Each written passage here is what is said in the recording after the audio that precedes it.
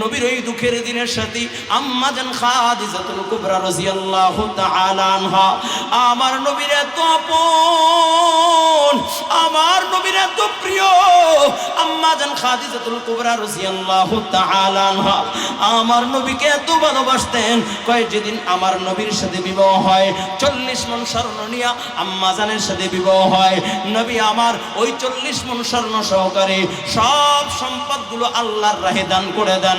আম্মা জান কোনো শব্দ করে না। শুধু তাই না, একদিন মায়ার নবী রাহমাতাল লিল আলামিন নবী খাদিজার ঘরে যখন প্রবেশ করেন, তাকাইয়া দেখে আম্মা জান তার গায়ের জামাটাকে সেলাই করতেছে। নবী আমার ডাক দিয়া বলে, খাদিজা এই সিরা জামাটাকে তুমি আরো কেন সেলাই করো? ও খাদিজা, ইতিপূর্বে তো 40 বার এই জামার ভিতরে পট্টি লাগাইছো, এই জামাটাকে এখনো তুমি কেন সেলাই করো? আমার কাছে বললেই তো আমি কিনিয়া দিতাম।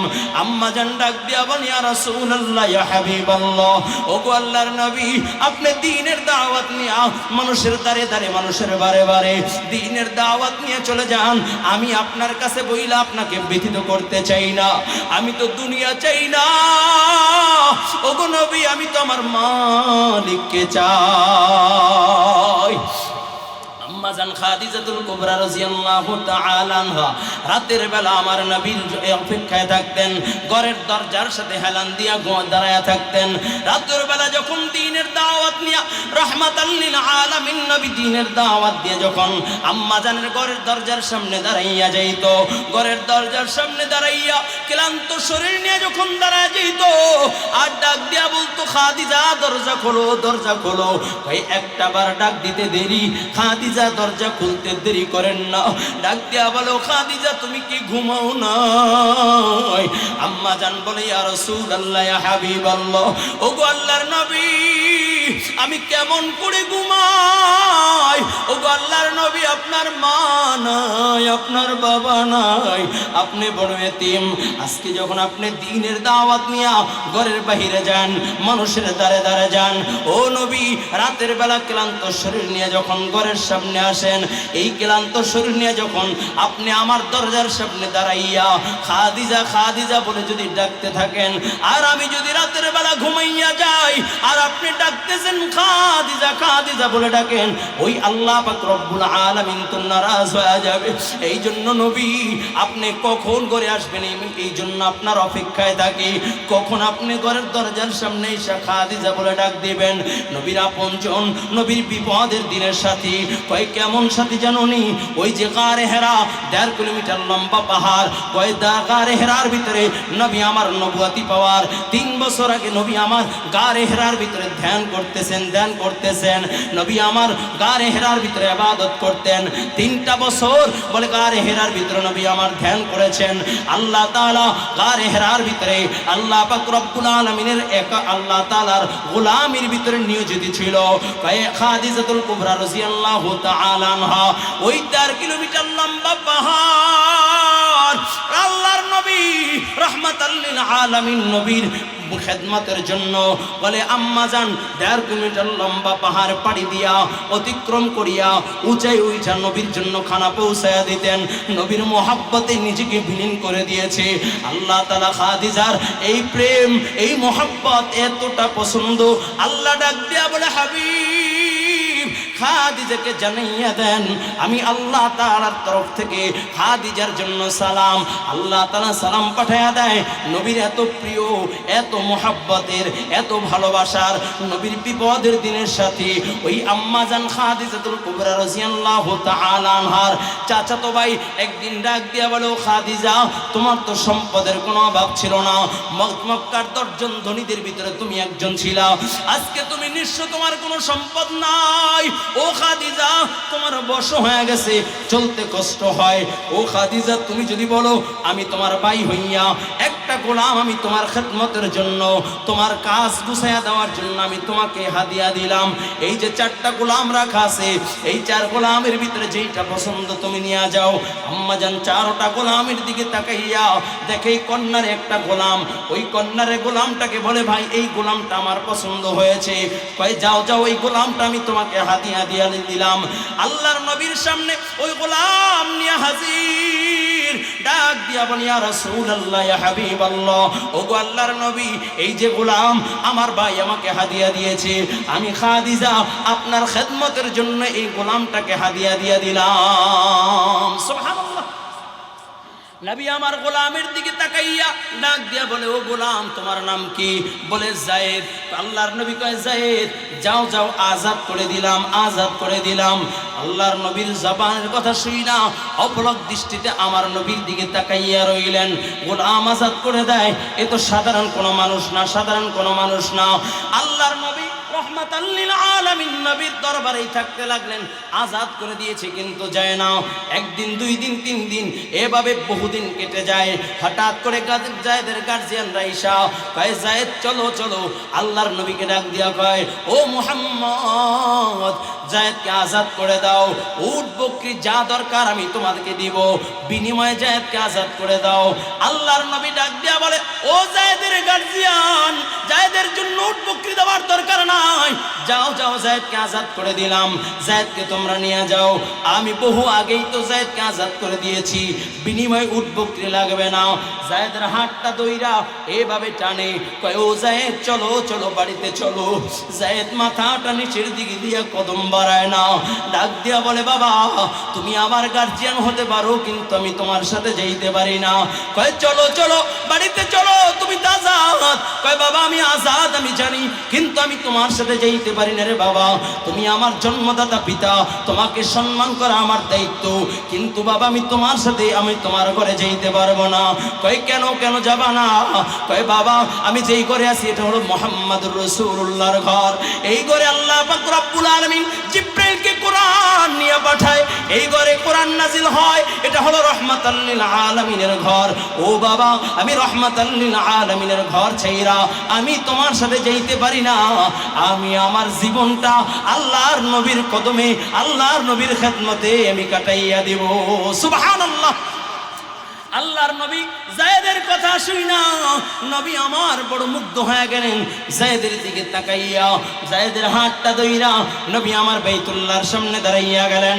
ডাক দিয়া কয় ও মক্কার লোকেরা, যায়েদকে আর গোলাম বইলা গালি দিবা না, আজ থেকে আমি মুহাম্মদুর রাসূলুল্লাহ ঘোষণা করে দিলাম, আমি মুহাম্মদ যায়েদের পিতা, যায়েদ আমার সন্তান। সুবহানাল্লাহ।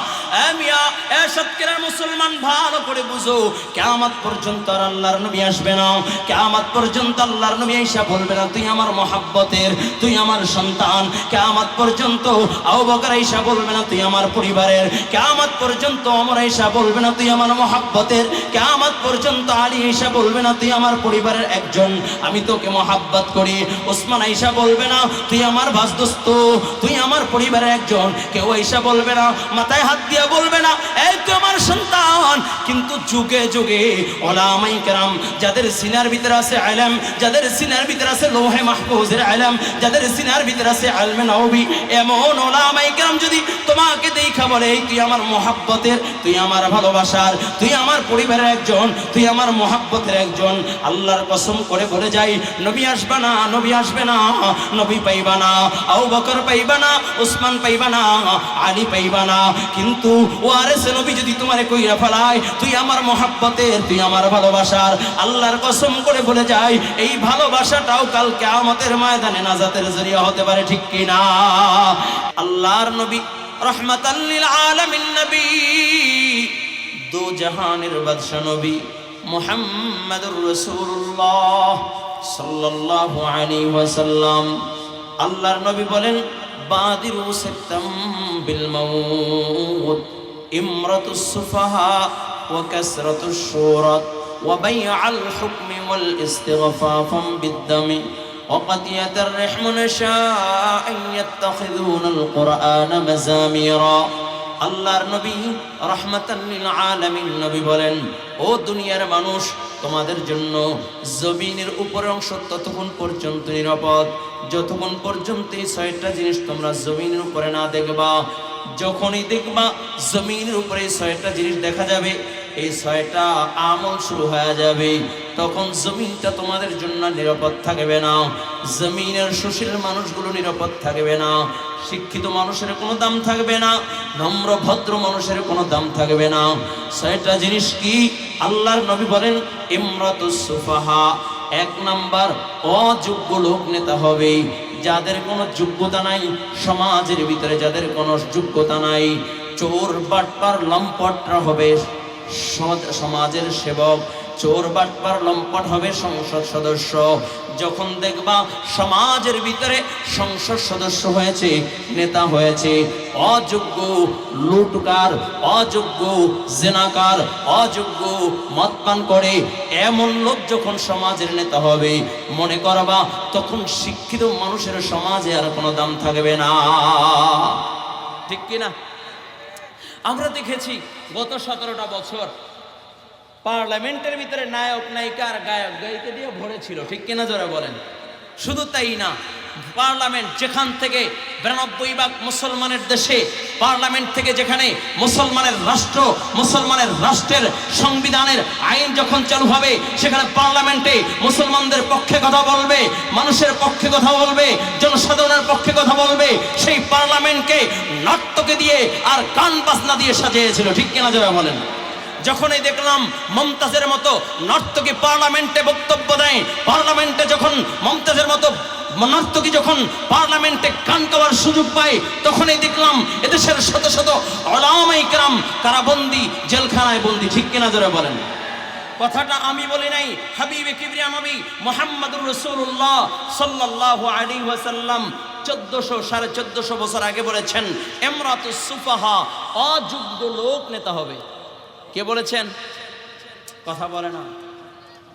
রাসূল বলেছেন অযোগ্য লোক যখন নেতা হবে, তখন সমাজের যোগ্যবান ব্যক্তির কোনো দাম থাকবে না। ঠিক কিনা যারা বলেন?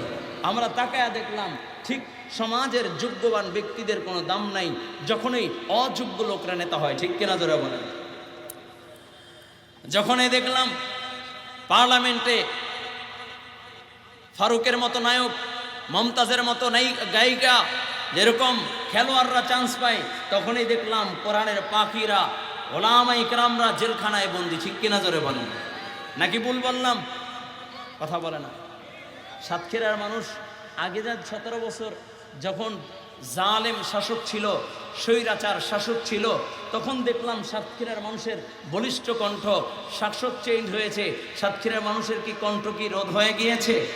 তাহলে সাতক্ষীরার কণ্ঠে বলেন পার্লামেন্ট আল্লাহ তাআলার জমিনে আল্লাহর আইনকে যদি বাস্তবায়ন করার জন্য ডাক এসে যায়, কোরআনী শাসন ব্যবস্থা করার জন্য যদি ডাক এসে যায়, আবার যদি ওলামায়ে কেরাম ডাক দেয় বুকের তাজা রক্ত দেওয়ার জন্য, কাপড়ের কাপড় পরে রাজপথে নামার জন্য, সাতক্ষীরার কোন কোন মুসলমান তৈরি আছো? দাঁড়াইয়া আমার মালিককে দেখা দাও, নারে তাকবীর। তৈরি আছে তো ইনশাআল্লাহ? তার সাতক্ষীরার আওয়াজে নারে তাকবীর। না, এর ঢাকার আওয়াজ মনে হচ্ছে, সাতক্ষীরার আওয়াজ মনে হচ্ছে না। কি সাতক্ষীরার আওয়াজ? ঢাকার আওয়াজ মনে হচ্ছে। যে সাতক্ষীরার আওয়াজে নারে তাকবীর মোটামুটি, কিন্তু এখনো পদ্মা সেতু পার হয় নাই। আর জোরে নারে তাকবীর। কোরআন সুন্নাহর আলো। আরে ভাই, ঘরে ঘরে জ্বলতেছে, স্বাধীনের পর থেকেই ঘরে ঘরে জ্বলতেছে। কয় মুরব্বী যে কোরআন পড়তো সে মারা গেছে, কোরআন শিখতে আসতে মসজিদ চলে যাও। ঠিক কিনা জোরে বলেন? কথা কয় না। কিন্তু এখন আর ঘরে চালানোর সুযোগ নাই। এখন কোথায় জ্বালাইতে হবে? জোরে বলেন, আরো জোরে। তৈরি আছেন তো ইনশাআল্লাহ? আল্লাহর কোরআন দিয়ে সংসদ পরিচালনা হবে, আল্লাহর কোরআন দিয়ে রাষ্ট্র পরিচালনা হবে, আল্লাহর কোরআন দিয়ে বিচার ব্যবস্থা হবে, আল্লাহর কোরআন দিয়ে সমাজ ব্যবস্থা হবে। এজন্য যদি বুকের তাজা রক্ত দিতে হয়, কাপড়ের কাপড় যদি পড়তে হয়, কোন কোন মুসলমান তৈরি আছো? দাঁড়াইয়া দেখা দাও, নারে তাকবীর। লড়াইয়ের ওই ময়দানেতে যেতে তোমাকেই হবে, প্রয়োজনে সব রক্তটুকু জমিনে ঢেলে দিবে। ঠিক কিনা? লড়াইয়ের ওই ময়দানেতে যেতে তোমাকেই হবে, প্রয়োজনে সব রক্তটুকু জমিনে ঢেলে দিবে। তবুও তোমায় লড়তেই হবে, মানিবে না পরাজয়। তবুও তোমায় লড়তেই হবে, মানিবে না পরাজয়। বিপ্লব মানে জীবন দেয়া বসে থাকা নয়, সে কোনো দিন আসবে না রে করো যদি ভয়। বিপ্লব মানে জীবন দেয়া বসে থাকা নয়, সে কোনদিন আসবে না রে করো যদি ভয়। আসবে বিজয় রক্ত আর জীবনের বিনিময়, আসবে বিজয় রক্ত আর জীবনের বিনিময়। বিপ্লব মানে জীবন দেয়া বসে থাকা নয়, সে কোনদিন আসবে না রে করো যদি ভয়। কোথা থেকে কোন বিন্দেশে শকুন আমার দেশে এসে সেবার নামে বসলো জুড়ে মীর জাফরের বেশে। কোথা থেকে কোন বিন্দেশে শকুন আমার দেশে এসে সেবার নামে বসলো জুড়ে মীর জাফরের বেশে। ওদের করতে নাস্তা নাবুদ হতে হবে নির্ভয়, ওদের করতে নাস্তা নাবুদ হতে হবে নির্ভয়। বিপ্লব মানে জীবন দেয়া বসে থাকা নয়, সে কোনদিন আসবে না রে করো যদি ভয়। বিপ্লব মানে জীবন দেয়া বসে থাকা নয়, সে কোনদিন আসবে না রে করো যদি ভয়। আসবে বিজয় রক্ত আর জীবনের বিনিময়, ঠিক কিনা? তৈরি আছে তো ইনশাআল্লাহ, তৈরি আছে তো ইনশাআল্লাহ। যদি ডাক এসে যায় আল্লাহর জমিনে আল্লাহর দ্বীন প্রতিষ্ঠার জন্য মানব রচিত আইনকে মানব রচিত আইনকে প্রত্যাখ্যান করে, ব্রিটিশের আইনকে প্রত্যাখ্যান করে আল্লাহর কোরআন দিয়ে কোরআনী শাসন ব্যবস্থা কায়েমের জন্য যদি ডাক চলে আসে, মাথার পাগড়িকে কোমরে বেঁধে রাজপথে নামার জন্য, বুকের তাজা রক্ত দেওয়ার জন্য যদি গর্দান দেওয়ার প্রয়োজন হয়, গর্দান দেওয়ার জন্য কালীগঞ্জের কোন কোন মুসলমান তৈরি আছো, তারাই আমার মালিককে দেখায়া দাও নারে তাকবীর। তৈরি আছে ইনশাআল্লাহ? দাঁড়ায় নারে তাকবীর। এখন কিন্তু সাতক্ষীরা আসে নাই, পদ্মা সেতু পার হইতে পারে নাই, সাতক্ষীরা আওয়াজে নারে তাকবীর, আরো যারা নারে তাকবীর। কলিজার যুবক ভালো করে বুঝেন, যদি 5 আগস্ট সবাই যদি চুপ করে থাকতাম, নারে তাকবীর আওয়াজের স্লোগান যদি না উঠতো, সকলেই যদি কাঁধে কাঁধ মিলিয়ে যদি রাজপথে না নামতাম, তখন এখন আমার কণ্ঠকে রোধ করা হতো, ঠিক কিনা যারা বলেন? কোরআনী মাহফিলকে বন্ধ করে দেওয়া হতো, ঠিক কিনা যারা বলেন? শাসন ব্যবস্থা বন্ধ হয়ে যেত, আল্লাহর কোরআনের কথা বলতে গিয়ে বাধার সম্মুখীন হতো, ঠিক কিনা যারা বলেন? এখনো শত শত উলামায়ে কেরাম আয়নাগরে থাকতে হতো, ঠিক কিনা যারা বলেন? আমরা স্পষ্ট ভাষায় বলতে চাই, আবার যদি কেউ হাসিনার রূপ ধারণ করে, আবার যদি আল্লাহর জমিনে যদি নাশকতা শুরু করে, আবার যদি কেউ স্বৈরাচারের রূপ ধারণ করে, এদেশের মানুষ আবার একটা 5 আগস্ট হবে, আবার রক্তের বন্যা হবে, আবার যদি এক সাগর রক্তের প্রয়োজন হয়, রক্ত দিয়ে জালেমকে বিতরিত করার জন্য কে কে তৈরি? আল্লাহু আকবার। আল্লাহ কবুল করেন, বড় আমিন।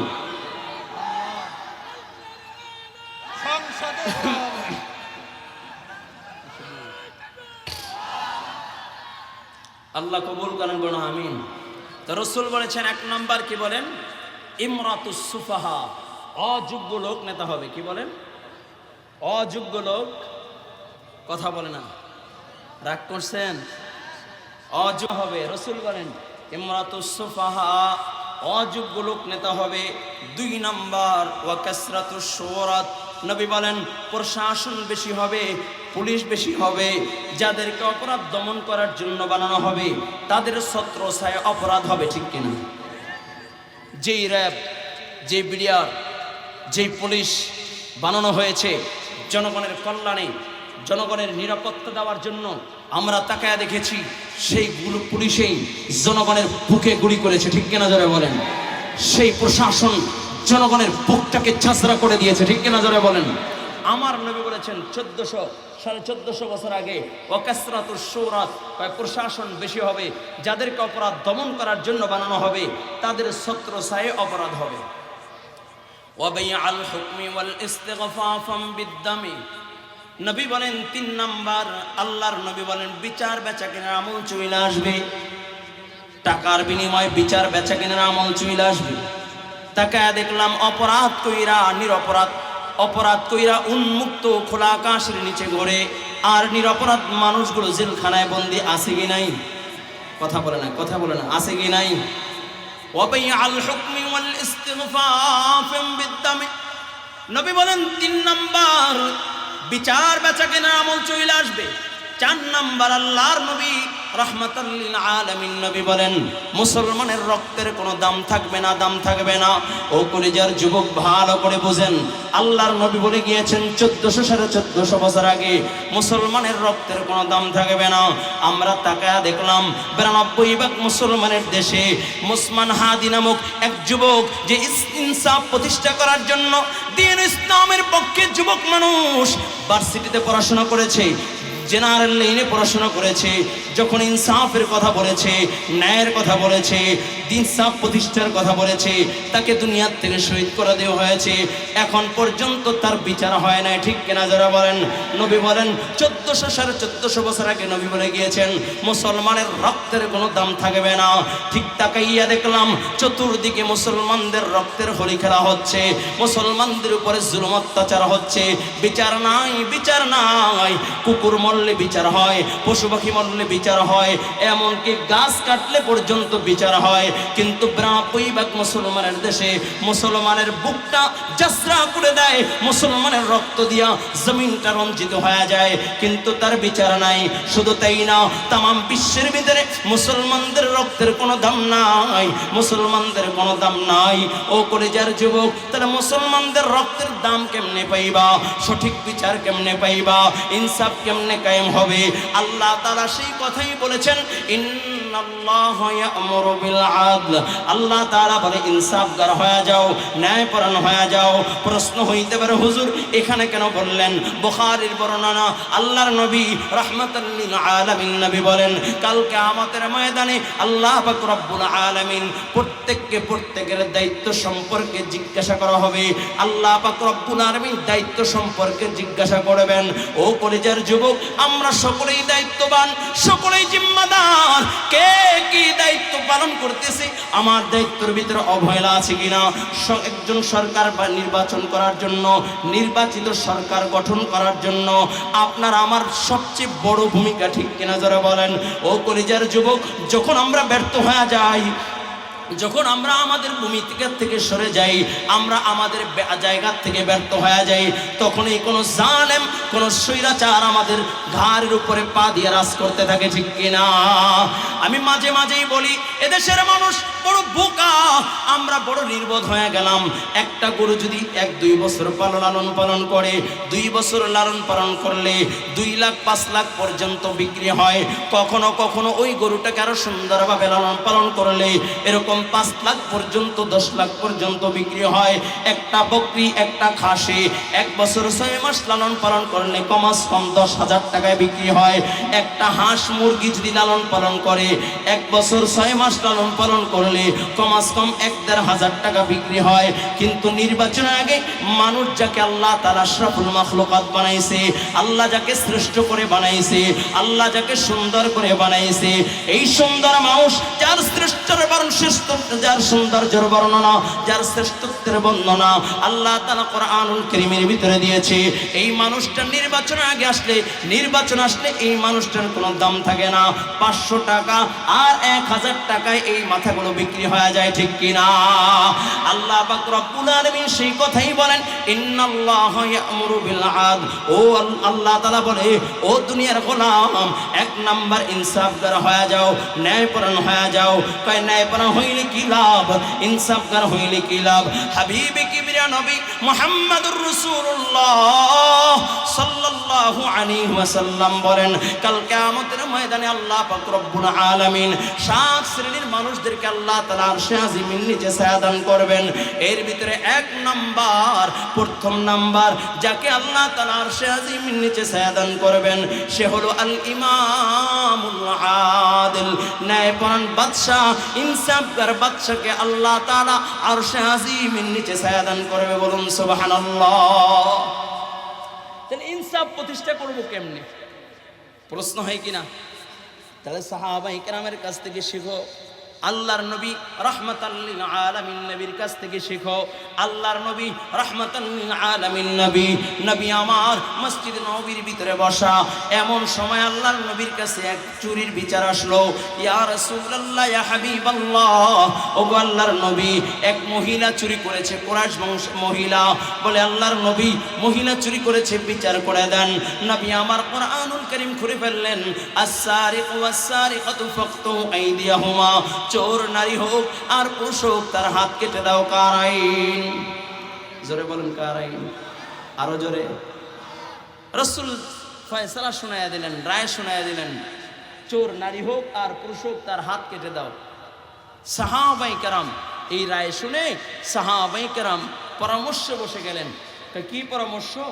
যেই মহিলার বিরুদ্ধে হাত কাটার রায় হয়ে গিয়েছে, এই মহিলাটা হলো কুরাইশ বংশের মহিলা। কুরাইশ বংশ হলো আমার নবীর বংশ। নবীর বংশের মহিলার যদি হাত কাটা হয় তাহলে এটা আল্লাহর নবীর বংশকে একটু ছোট করা হলো। এই জন্য সাহাবায়ে কেরাম পরামর্শ করলেন যেন হাত না কাইটা একটা আঙ্গুল কাইটা বিচার শিথিল করা হোক। আঙ্গুল কাইটা বিচার শিথিল করা হোক। এই প্রস্তাবটা আল্লাহর নবীর কাছে পৌঁছানো হোক। কে এই প্রস্তাবটা নিয়ে আল্লাহর নবীর কাছে যাবে? সকলেই বলে, আবু বকর যাও, তুমি এই প্রস্তাবটা নিয়ে আল্লাহর নবীর কাছে চলে যাও। আবু বকর বলে, আমার পক্ষে সম্ভব না। ওমরকে ডাক দিয়া বলে, ওমর যাও যাও, তুমি এই প্রস্তাবটা নিয়ে আল্লাহর নবীর কাছে চলে যাও। ওমর ডাক দিয়া বলে, আমার পক্ষেও সম্ভব না। ওসমান বলে, ওসমান তুমি যাও। ওসমানকে বলা হয়, তুমি যাও। একে একে সবাই ডিনাই করে, কয় না না, এই প্রস্তাব নিয়ে আল্লাহর নবীর কাছে যাওয়া যাবে না। সকলেই মিলে বলে, বেলাল, আল্লাহর নবীর সাথে তোমার সম্পর্ক বড় ভালো, আল্লাহর নবী তোমাকে মহাব্বত করে, তুমি আজান দিলে আল্লাহর নবী ইমামতুল মুসাল্লায় দাঁড়ায় যায়।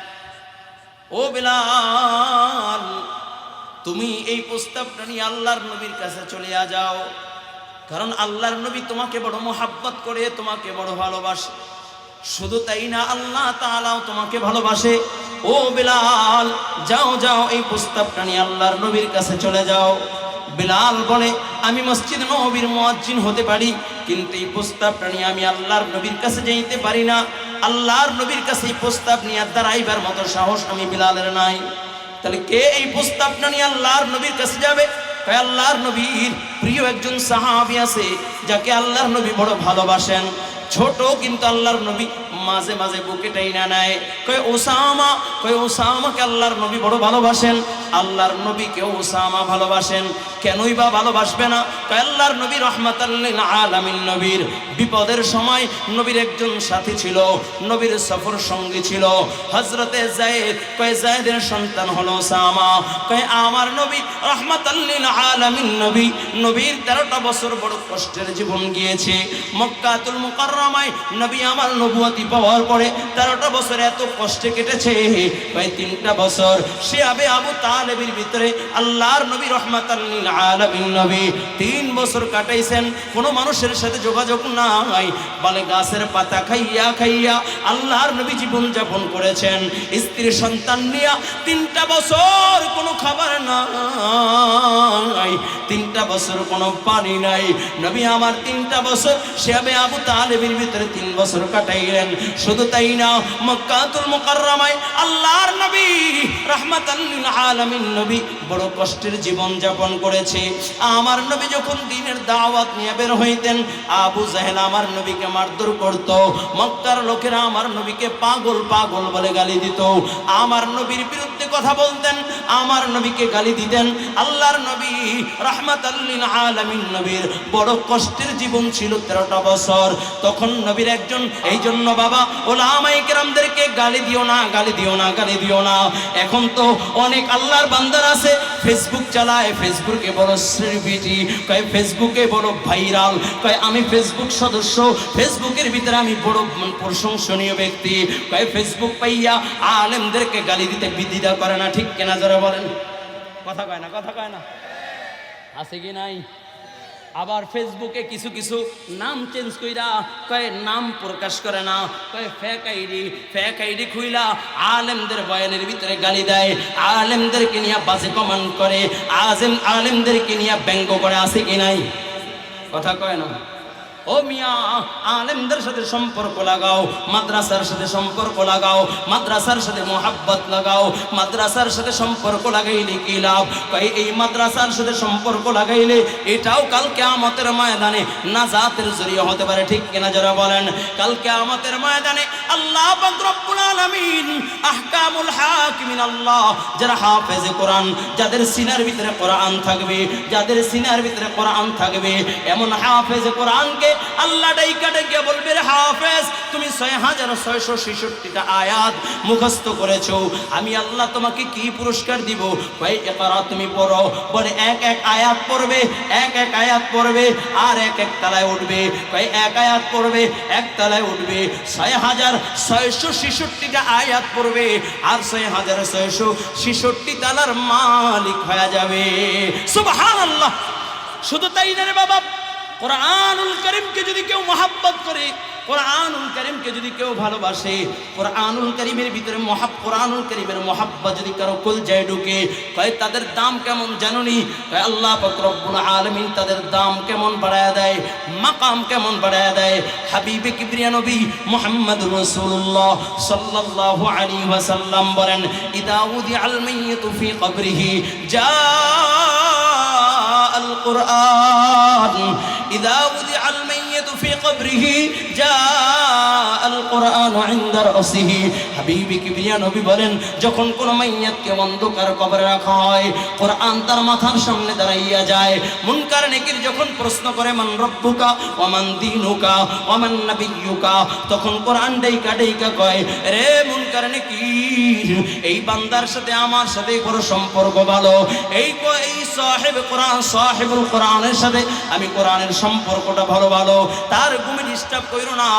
যত প্রশ্নের জবাব আছে আমার কাছে করো, আমি প্রশ্নের জবাব দিয়ে দেব। বলুন সুবহানাল্লাহ। ও কলিজার যুবক, কেমন করে বুঝাইলে বুঝবারে বাবা? একটু দিলের কানটা লাগায় দাও। মাদ্রাসা বলে দ্বীনি ইদারা, দ্বীনি মারকাজ। এই দ্বীনি মারকাজের কেমন দাম জানোনি? আজকের এই মাদ্রাসা, আলহামদুলিল্লাহ, জামালুল কোরআন মাদ্রাসা, এই মাদ্রাসা সাধারণ কোনো মাদ্রাসা নয়। এই মাদ্রাসায় সাধারণ কোনো বই পড়ানো হয় না। এই মাদ্রাসায় কোন কিতাব পড়া হয় জানোনি? এই মাদ্রাসায় লোহে মাহফুজে সংরক্ষিত রাখা ওই আল্লাহর কোরআনকে পড়া হয়। বলুন সুবহানাল্লাহ। কয় কোরআনের দাম কেমন? কয় মাদ্রাসাগুলোর দাম কেমন?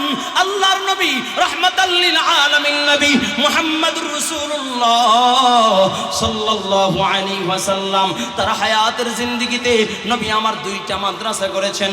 একটা দারে আরকাম মক্কাতুল মুকাররমায় অবস্থিত, আর একটা হলো আসহাবে সুফফা মদিনায় আল্লাহর নবী নিজ হাতে একটা মাদ্রাসা করেছেন।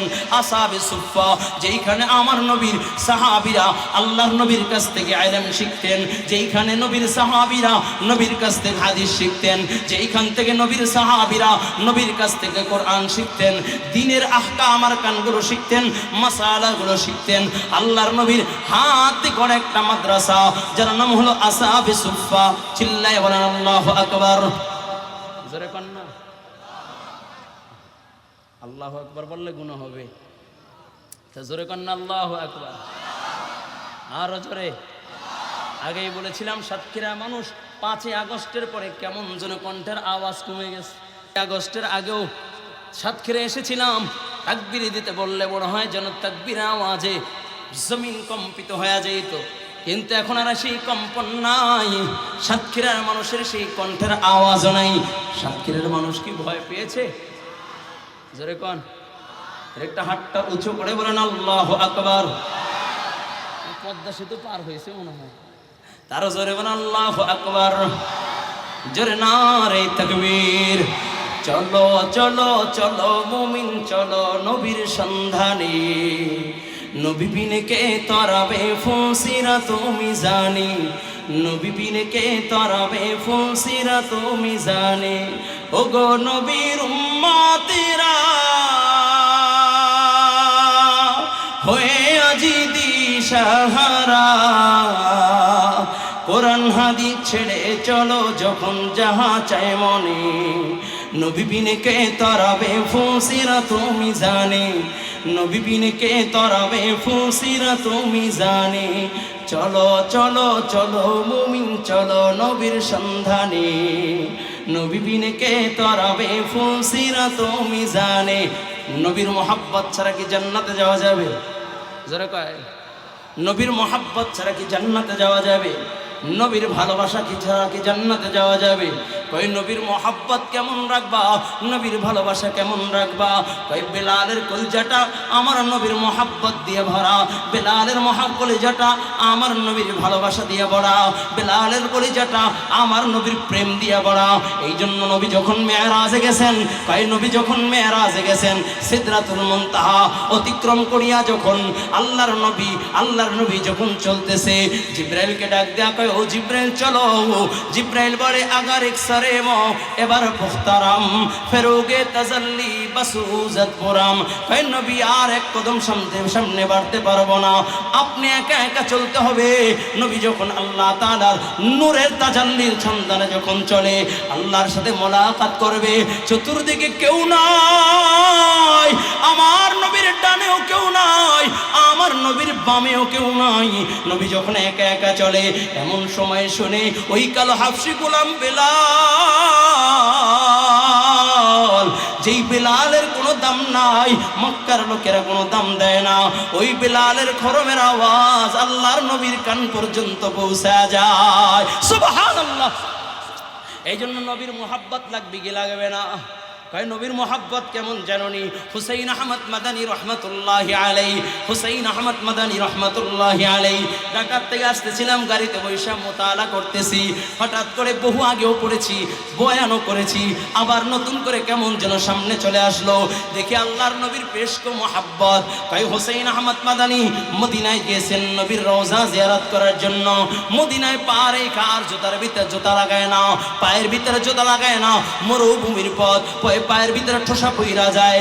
লোকেরা ডাক দিয়া বলে হুসাইন আওলাদ রাসূল, গায়ের ভিতরে তো ঠোসা লাগা গেল, কেন জুতা পরেন না? কই কেমন করে আমি জুতা লাগাইব?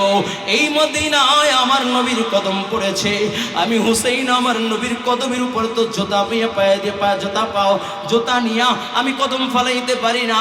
কই হুসাইন আহমদ মাদানী রহমতুল্লাহি আলাইহির ভিতরে এমন ইশক মোহাব্বত, নবীর প্রতি এত প্রেম, নবীর প্রতি এত মায়া।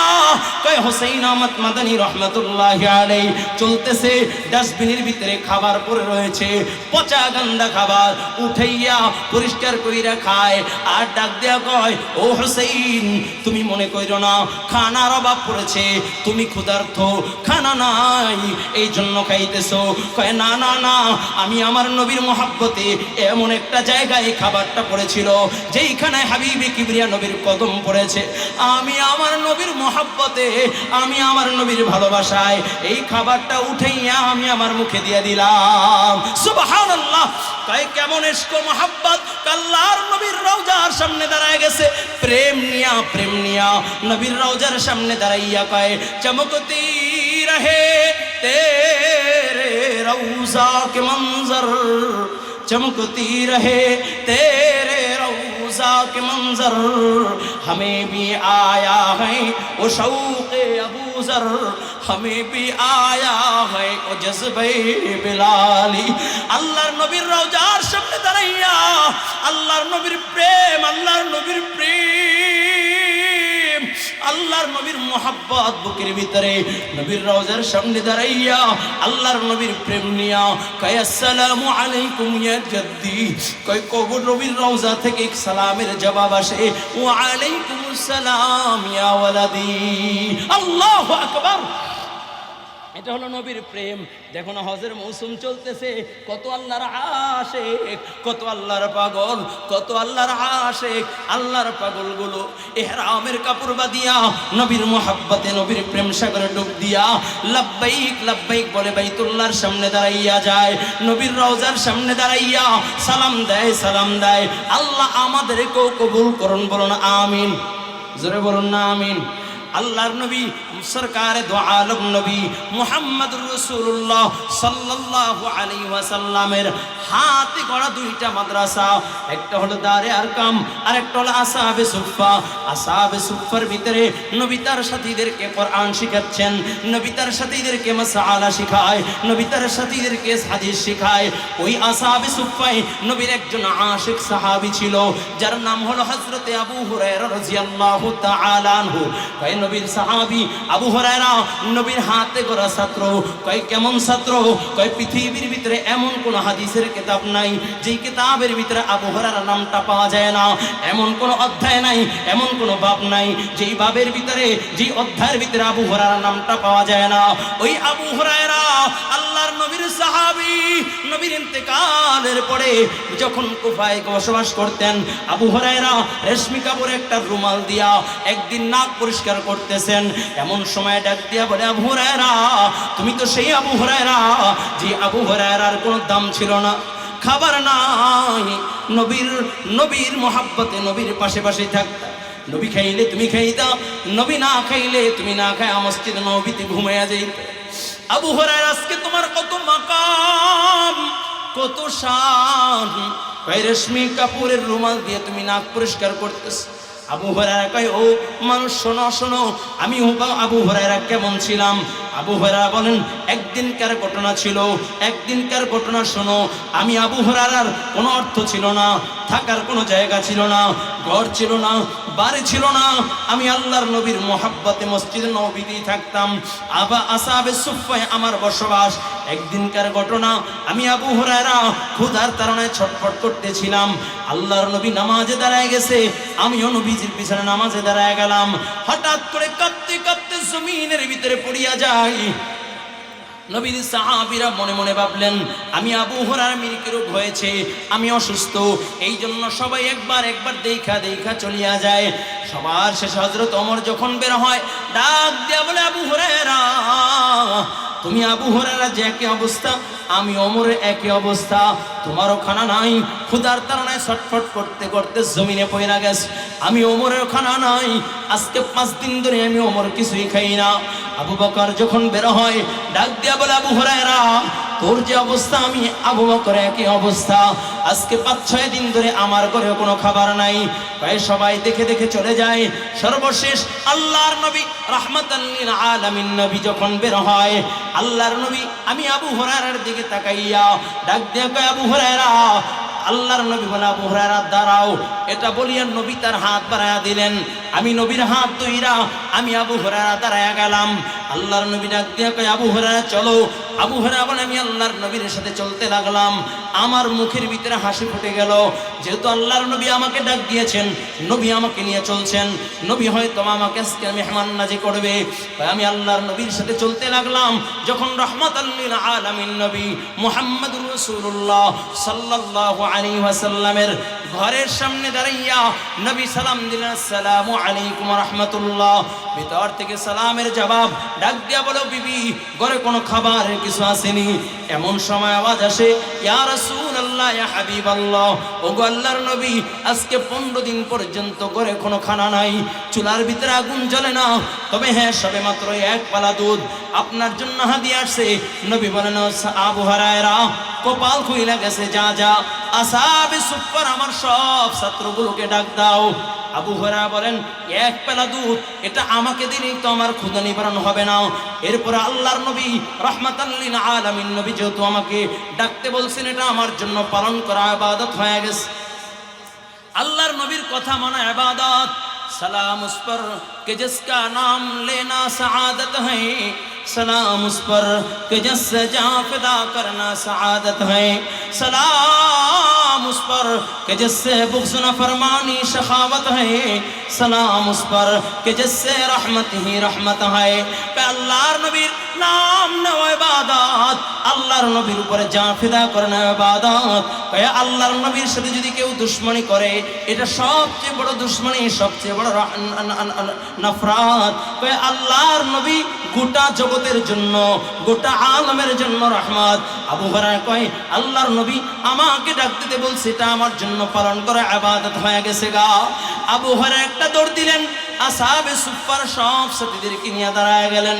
আল্লাহর নবী কয় আবু হুরায়রা, ও আবু হুরায়রা, নাও নাও, তুমি সকলকে দুধ পান করাও।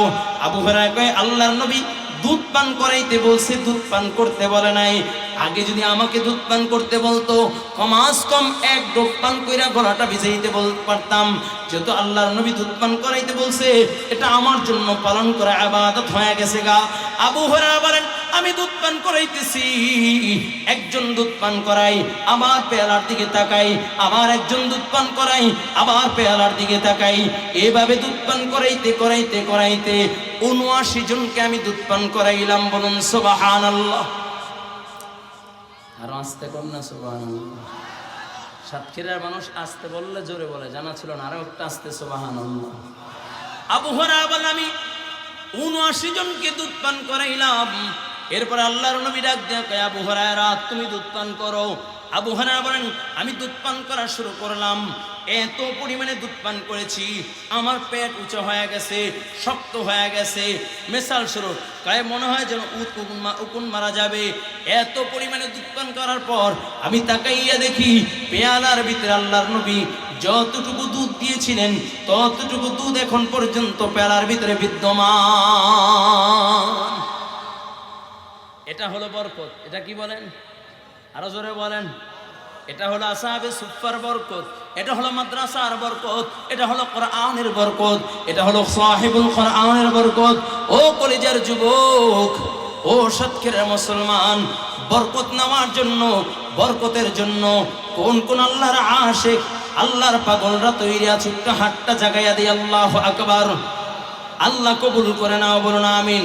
আরো জোরে বলুন আমিন। এখন তো আমরা বরকত থেকে মাহরুম। চতুর্দিকে বলো হুজুর বরকত নাই, ব্যবসার ভিতরে ভালো না যাচ্ছে না, ব্যবসার ভিতরে লস হচ্ছে, ব্যবসা ভালো যাচ্ছে না, ফসল জমিনে বরকত নাই, পরিবারে বরকত নাই, সংসারে বরকত নাই, কামাই রোজগারে বরকত নাই, সংসারের ভিতরে বরকত নাই।